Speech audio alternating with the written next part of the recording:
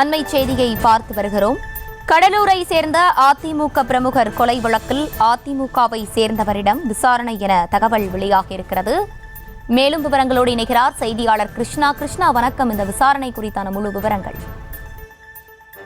கடலூரை சேர்ந்த அதிமுக வார்டு செயலாளர் பத்மநாபன் காலை 5:30 மணி அளவில் புதுச்சேரி கடலூர் எல்லை அருகே உள்ள பகுதியில் வெட்டி கொலை செய்யப்பட்டிருக்கிறார். இதனை அடுத்து காவல்துறையினர், பாகூர் காவல்துறையினர் விசாரணை மேற்கொண்டு வருகின்றனர். இந்த அடிப்படையில் கடலூரை சேர்ந்த 2 நபர்களை பிடித்து தற்பொழுது விசாரணை மேற்கொண்டு வருகின்றனர்.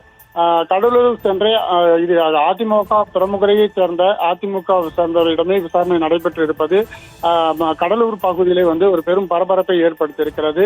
அதிமுக பிரமுகர் தண்டா முரளி மற்றும் சகோதரர் ஆகிய 2 நபர்களிடம் போலீசார் புதுச்சேரிக்கு கொண்டு வந்து தீவிர விசாரணையானது மேற்கொண்டு வருகின்றனர். கடந்த 2023ஆம் ஆண்டு செப்டம்பர் மாதத்தில் ஒரு விழாவில் ஏற்பட்ட மோதலின் காரணமாக பாஸ்கர் என்பவரை ஒரு பத்மநாபன் கொலை செய்ததாக கூறப்படுகிறது. இந்த வழக்கின் முன்னுரிமையின் காரணமாக தண்டா முரளி மற்றும் அவர் சகோதரர் மற்றும் அவர் கூட்டாளிகளை சேர்ந்து இவர் பத்மநாபன் என்பவரை கொலை செய்ததாக போலீசாருக்கு தகவல் கிடைத்ததை அடுத்து புதுச்சேரிக்கு அவங்க 2 பேரையும் அழைத்து மறைமுகமாக விசாரணையானது மேற்கொண்டு வருகின்றனர்.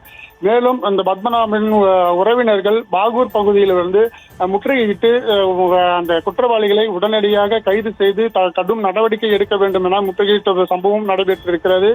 தற்பொழுது கடலூரை சேர்ந்த அதுவும் அதிமுக பிரமுகரை கொலை செய்த சம்பவம் கடலூர் பகுதியில் பெரும் பரபரப்பை ஏற்படுத்தியிருக்கிறது. இந்த கொலை சம்பவமானது புதுச்சேரி நடைபெற்று இருப்பதால் பாகூரை சேர்ந்த காவல்துறையினர் 2 பேரையும், அதாவது தண்டா முரளி மற்றும் அவர் சகோதரர் 2 பேரையும் புதுச்சேரிக்கு அழைத்து விசாரணையானது தற்போது நடைபெற்று வருகிறது.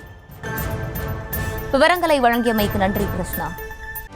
செய்திகளை உடனுக்குடனும் துல்லியமாகவும் தெரிந்து கொள்ள சப்ஸ்கிரைப் பண்ணுங்க.